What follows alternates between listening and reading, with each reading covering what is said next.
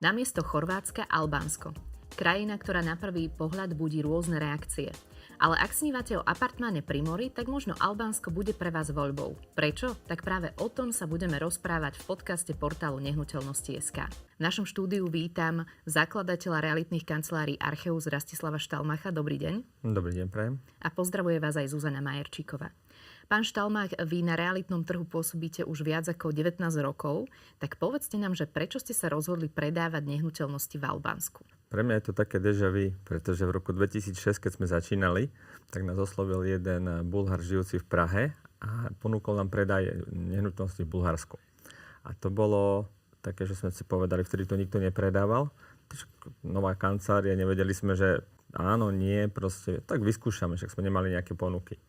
No a začali sme predávať Bulharsko. A to bolo presne v takej situácii pred tými 19 rokmi, alebo podobnej, ako je teraz Albánsko. To znamená, tiež ľudia tam veľmi neverili, nejak, že mafia a nebezpečné a tak ďalej. No a keď sme to začali predávať a vo veľkom, tak ale prišla o 2 roky kríza v 2008, tak sa to nejak stoplo v tom čase. No a to Albánsko teraz, keď sme sa minulý rok stretli s partnermi, ktorí to riešili z Čiech už 5 rokov, lebo Česi už to predávajú viac ako 5 rokov, na Slovensku zatiaľ nikto, my sme ako prví, tak v podstate nás to tak nejak oslovilo, že poďme do toho Albánska a vidím tam ten potenciál. Takže vlastne možno to bude taká podobná skúsenosť ako s Bulharskom. A povedzme si možno, že aké sú také tie najväčšie obavy ľudí ohľadom Albánska? Tak to je presne tá bezpečnosť. V podstate ľudia sa obávajú, lebo majú v hlavách nejaké niečo také v tom zmysle, že ako nebezpečí a tak ďalej, lebo poznajú nejakých Albáncov na Slovensku a po Európe. Ale dnešné Albánsko už je úplne iné. Ja som mal tiež tú obavu, ale minulý roku, keď som v novembri prišiel do Albánska s 3 kolegami, večer o 10 nás vyložil taxikár v meste, tak som sa ho spýtal, že či môžeme ísť niekde na večeru, že či je to bezpečné. A on pozrel na mňa, že odkiaľ som prišiel, že samozrejme, hej, lebo tá krajina už je v prístupových konaniach do Európskej únie a proste je v NATO, takže v podstate tá bezpečnosť tam je úplne rovnaká ako u nás. Takže vlastne môžeme si povedať, že presne, že tie krajiny sa postupom našťastie vyvíjajú a v niektorých krajinách tým dobrým smerom, čo je pozitívne. A vy ste už spomínali Európsku úniu. Poďme si teda povedať, že možno v akom postavení je Albánsko voči Európskej únii a voči NATO. No Albánsko je v NATO od roku 2009, to znamená, že už 16 rokov. Je v podstate taký pilier bezpečnosti celého Balkánu pre NATO. Takže fakt je to bezpečné.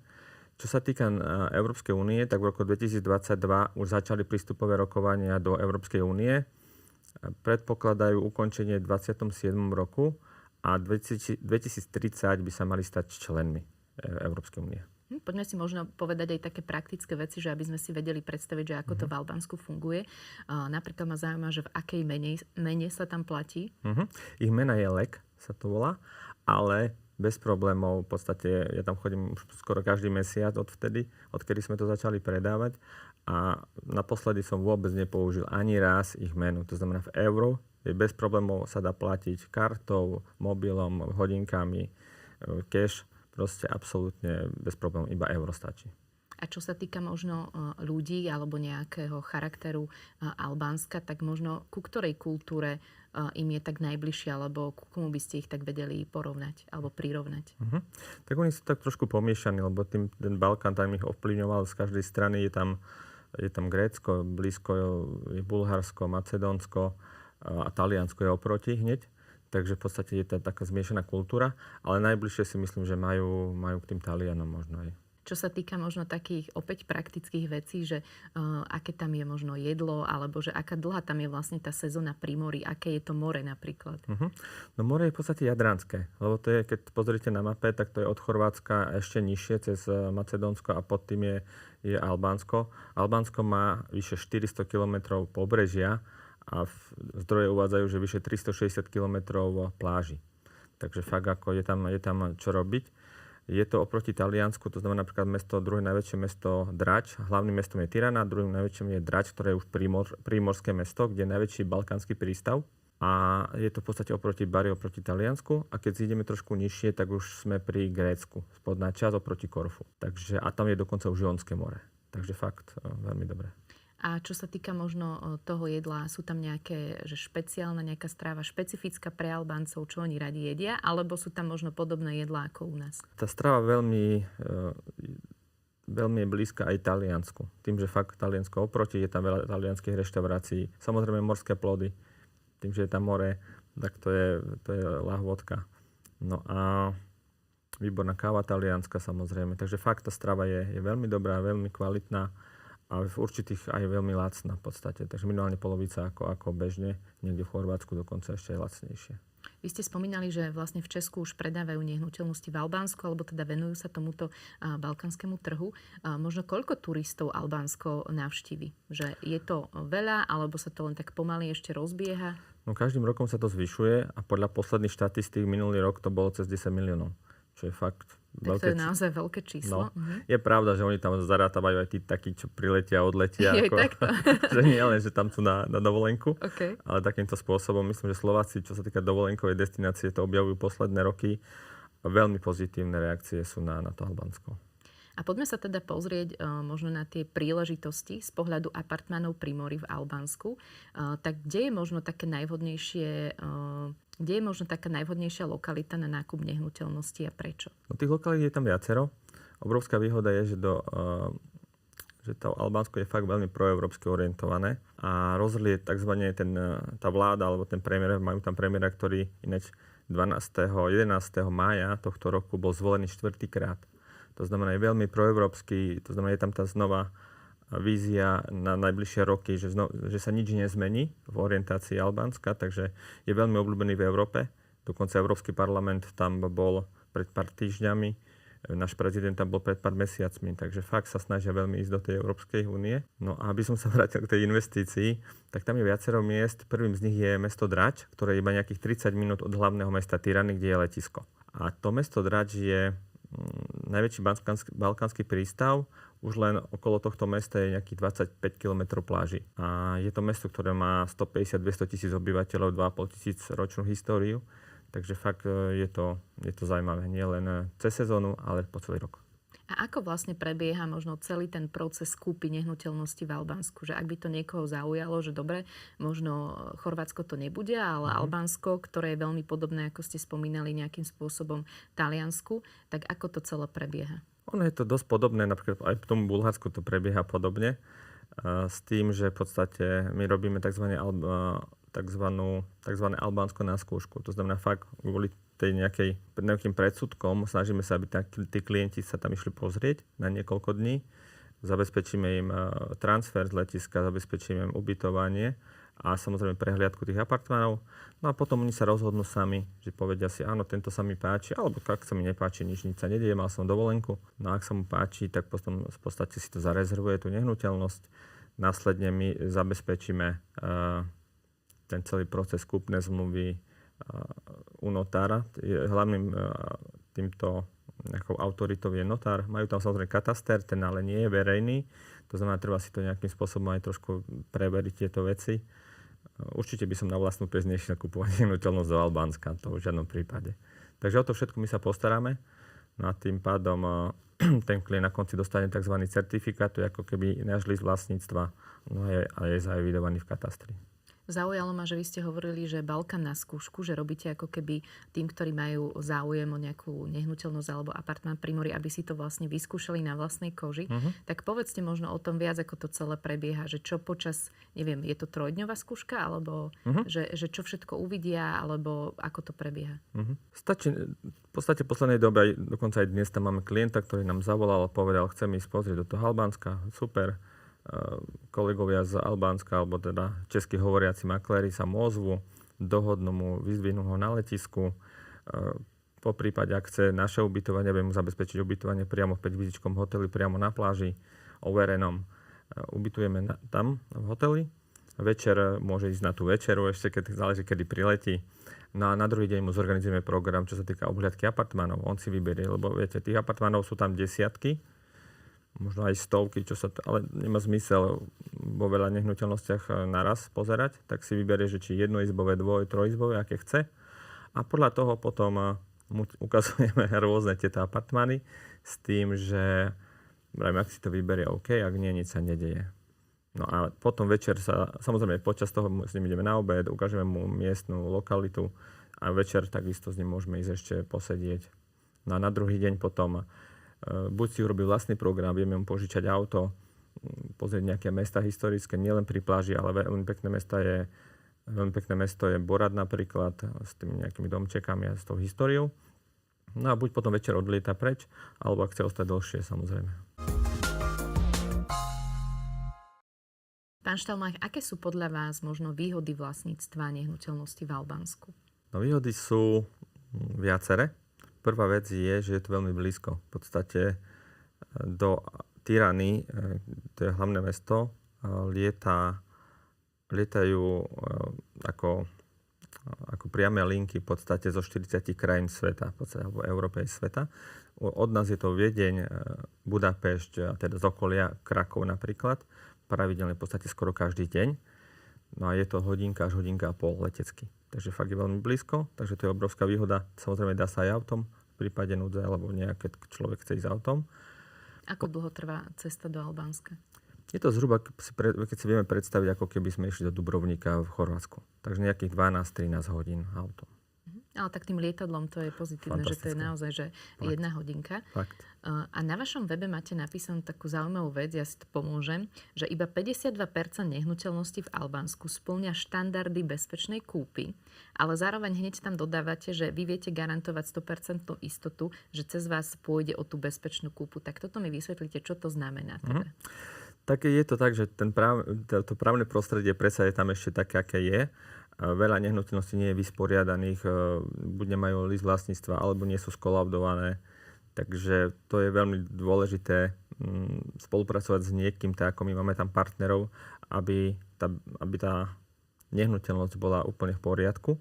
A to my zabezpečujeme. Preto napríklad vôbec nepredávame nové projekty developerské, také u nás tzv. Off-plán, alebo keď sa predávajú niekde v zahraničí vo výstavbe. Samozrejme, tých tam je dosť a stále bude pribúdať, ale napríklad v Albánsku nie sú zahraniční developeri. Momentálne ešte. Takže keď to stavajú nejakí domáci, a stáva sa veľmi často, že buď to začne stavať, nemá stavebné povolenie. Na bežný človek zo Slovenska to nemá šancu zistiť v podstate, či je to v poriadku alebo nie je to v poriadku. To znamená, my to vôbec neodporúčame, ani to nepredávame. Napríklad stalo sa mi, že mi volal klient, ktorý tam išiel sám asi pred 3 mesiacmi a vybral si presne takýto off-plán, zarezervoval si 5 apartmánov a pred mesiacom mi volal a vraví, že pán Štalmach, predáte mi tie nehnuteľnosti nejak akože ďalej so ziskom? Fajn, ale my takéto určite nebudeme predávať, pretože absolútne netuším, aký je to projekt. Samozrejme, viem si to pozrieť, ale či sa vôbec dokončí, kedy sa dokončí, za akých podmienok. Proste je to veľké riziko. To znamená, my predávame len nehnuteľnosti, ktoré už stoja, sú skolaudované, sú funkčné, ktoré fungujú. To znamená, predstavme si, ako keby sme tu nakupovali reálny byt. To znamená, má list vlastníctva, my to vieme overiť vďaka notárom a tým pádom takúto nehnuteľnosť my predávame, takže klient má na 100% istotu, že sa stane vlastníkom. Takže celkovo sa tam ten trh nejakým spôsobom vyvíja a dobre vedieť aj o týchto rizikách, lebo však áno, sú tam tie predsudky voči tejto krajine. Napadá mi ešte, že čo ak teda nebudeme v tom apartmáne po celý rok, čo je pravdepodobné, že skôr je to tá letná sezóna, pretože chceme byť pri mori, kúpať sa a užívať si dovolenku, tak je tam tá možnosť, že dajme tomu vaša realitná kancelária alebo nejakí vaši partneri dokážu sa vlastne o ten apartmán starať aj počas toho obdobia, kedy ten daný vlastník tam nie je? To je obrovská výhoda, ak si klient kúpi nehnuteľnosť prostredníctvom našej spoločnosti Archeus, pretože my máme tých českých partnerov, ktorí sú tam 5 rokov a oni už spracovajú, alebo teda obhospodarujú nejakých vyše 100 apartmánov iných klientov. To znamená, že ak si cez nás kúpi, môže si používať iba pre vlastné účely, je to na ňom, alebo ak chce mať ako investičný apartmán, tak samozrejme vieme mu prenajať v princípe aj počas celého roka. Vieme sa mu o to starať a má z toho výnos. Okrem toho, že za posledných 5 rokov tam bola výnosnosť nejakých 15 až 20% ročne, tak vie mať prínos niekoľko tisíc eur aj z prenajmu. A máte vy možno aj také nejaké dopyty, že Slovákov, ktorí chcú chodiť na dovolenky v Albánsku? Už sa nám začínajú ozývať aj takíto klienti, ktorí v podstate povedia, že či nebudeme im zabezpečiť odporúčať nejakú lokalitu. Samozrejme, že áno, keďže máme tých partnerov, tak oni majú nejakú webovú stránku, kde sú na prenájom tieto apartmány.